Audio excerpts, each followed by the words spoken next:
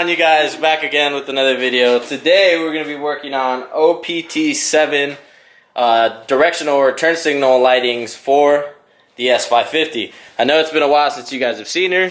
I've been fucking in love with the Tacoma ever since I got it, but she is definitely still here and here to stay. We're taking it a little bit back to day one stuff, a little bit back to beginning shit that I did a long time ago, and the reason for that being is, I don't know if you guys noticed it in the beginning of the video, but one of my turn signals, which are actually the diode dynamic switchbacks.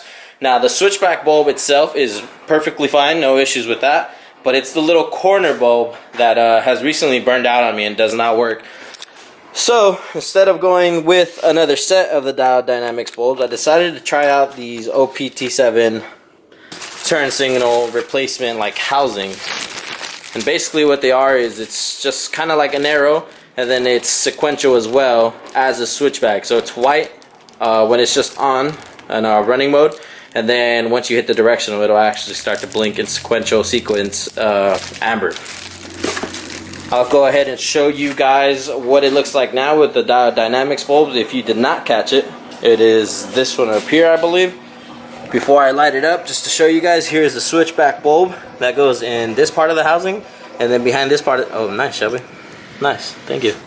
And then behind this other side is another little bulb that goes into it, and that's the one that I've seen, and it sounds like a couple other people have had this issue as well, that it eventually burns out. So with that being said, we're going to get rid of this whole housing altogether. Probably just sell these switchback bulbs, because like I said, you could get these anywhere. This is just a normal white LED, but these are the ones that can be pretty pricey, and these are 100% okay. Those work fine. So to do this, I know there's a couple separate ways you can. I know you can remove the whole bumper, which in my case I don't want to do, because I don't want to risk breaking those tabs, because I believe this side's already broken, but it's not popping out, so I don't want to do that. You can remove the wheels and get the fender lining and move it over so you're able to stick your hand in there through that. I don't want to do that either, so what I'm going to do is I'm going to lift the car up, just the front, and I'm going to go underneath, take off all the bolts from the splash shield, and then be able to get to access to it that way. And then to change these out, I do have to get access to this whole piece and take apart this whole, I guess, area or compartment behind the bumper. So I'll bring you guys along and show you how that goes. Alright, so lights are on. As you can see, both of those LEDs are running. This one is not. Georgie, hit the left directional. Oh, there it is. Okay, there you go. Stop it. Then it goes right back to switchback. So as you can see, the light itself actually does work, but like I said, this one is my issue. So let's get this car up and get that light out. Alright guys, so here we are looking underneath the front bumper, and what I was talking about is just removing this whole thing. There's a bunch of these screws here, a whole lot of them. So I'm gonna get my drill along with an attachment that'll fit these screws and start popping them all off just to drop this whole thing. So it gives me access to reach up and reach in there. Alright guys, so there it is. Splash shield is off. As you can see, we're looking straight into the car. But one thing I didn't fucking realize is my Whipple's intercooler coolant reservoir is right here. So with that in the way, I don't know how much access I'm gonna have to the light, which is up in there. It's kind of hard to show you, but yeah, let me look this over a little bit more and I'll see if I can even fucking get to it from up here. Alright you guys, so the passenger side is a lot more accessible, so I'm just gonna see what it is to take it all off. It looks like it's just two screws holding the whole housing, which is this one and this one. So I'm gonna try to see if that really is the case, and if it is that simple to get the whole casing out or housing out, then I'll know how to do it on the other side, and hopefully I won't have to go through the fender well or have to get the tires off. So let's go ahead and unscrew those two screws and see if that will loosen up the whole thing. And we'll also unplug our two plugs, which is this one. It's kind of hard to show you, it's dark in here. This one and this one. Alright. And it looks like it's just three. This one there, this one up there, and this one here, which is good because looking at it from underneath, I didn't know that one was there. Reached up and felt it, and it definitely is there. So we're gonna leave the actual, I guess you in this case you would say the actual housing in place, because it's a bracket. It's a whole bracket that holds both your fog and this piece up here. This is a whole bracket. What I'm gonna do is I'm just gonna disconnect the light itself to be able to pull it out through the front and then slide in the new one, and hopefully it'll be as easy as that. So I got that one worked already, this one over here worked, and then there's one up top that now I can feel. So I'll go ahead and hit that. Alright guys, so I removed the 3 screws up top that I thought were going to release the turn signal housing. But if you look at the front of the car, which I'm going to try to show you, but I don't know if I'm getting it.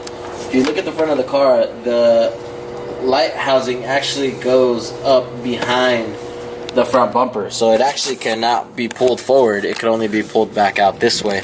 It's 3 screws that go on here. One here, and one here. And that holds your fog light, which I have in my hand right here. So I'm gonna go ahead and just continue to, I guess, investigate this and try to see. It looks like it's just all screws and then clips here, like it is for the front bumper. You just separate them, push in, and pull out. But yeah, it looks like I'm gonna have to take off this whole fucking housing, unfortunately. Alright guys, so there's 1, 2, 3, 4 clips that I had to push and unloosen. And there is actually one more bolt up in here that's kind of hidden, but you can feel the hole, and I didn't feel it. And as soon as I was able to remove that one and take that one out, I was able to just wiggle this loose enough to be able to slide the stock housing. As you can see, I already removed the bulb out of it too, just to make it a little easier to pull it out. I was able to give myself enough space between the bumper and the bracket for the light to be able to pull it, push the bracket back, and pull the light out through the front. As you can see, here is the fourth screw that I missed on my initial overlook of this all. But there you go. Now we're gonna see how the new one mounts in. Alright guys, so after all, I found it to be easier to just pull it all off, simply because it was really hard to push it back in place with these 2 screws back. Now the only ones that I had not shown you yet are these here, which is, this is just a plastic pin, that's a screw, and this is a screw. So in total you got 1, 2, 3, 4, 5, 6, or actually, you know what, to hold the whole thing in place, it's 1 there, 1 there, and 2 over here, and then everything else is just clips in these openings. Now to hold the fog light, it's 3, 1 there, 1 there, and 1 here, I believe, or here. And then to hold the actual housing of the turn signal, it's 1, 2, 3. And I believe on the stock one there's 1 here, but for whatever reason this one does not have that option available. So that's what it's looking like. So now just put it all back in place and snap it all together, put all the screws back in. Hopefully it'll be easier to get it in this way now that I have it all out. Alright guys, there it is. Snapped everything back in place. Now I'm putting in all the screws. All I just got to do is put the fog light back on, and we'll test it out. There it is, guys. Is Isaac inside? Compared to the Dial Dynamics, kind of hard to tell, but let me see, hit the blinker. I'll for sure give you guys a night shot as well, so you guys see how these look. There it is. Pretty fucking cool. Hit the blinker on this side. Now hit the emergency. Yep. It's definitely a lot better. So now we'll see how hard the underside of this one is with the tank in the way, and we'll see if we can get to it. Cool, turn it off. They match a lot nicer with the fogs as well. Oh shit. Looks tight, huh? There she is, you guys, all done. Splash shield in place, wires tucked in, everything back together the way it should be. Georgie, go ahead and hit the emergency lights.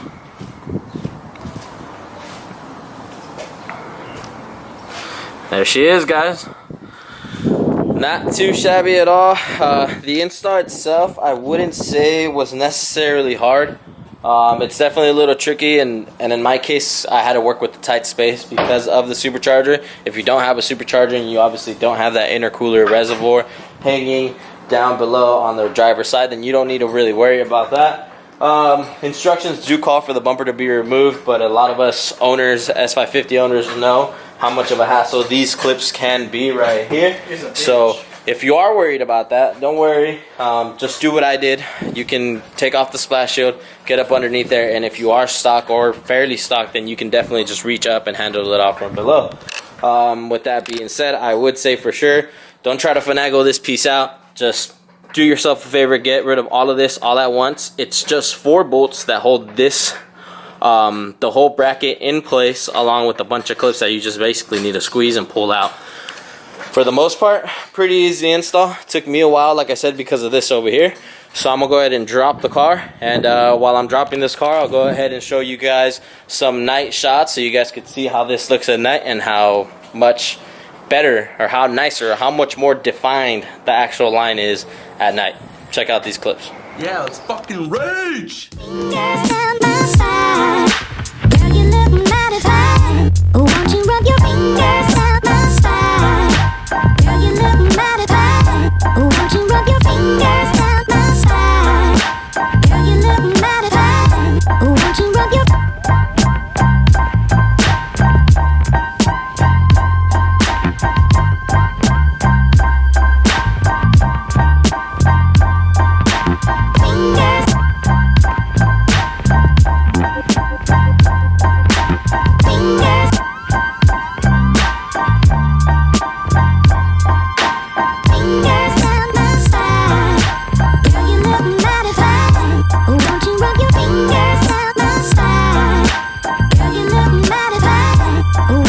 Alright, you guys, there you go. As you can see, car is back on the ground.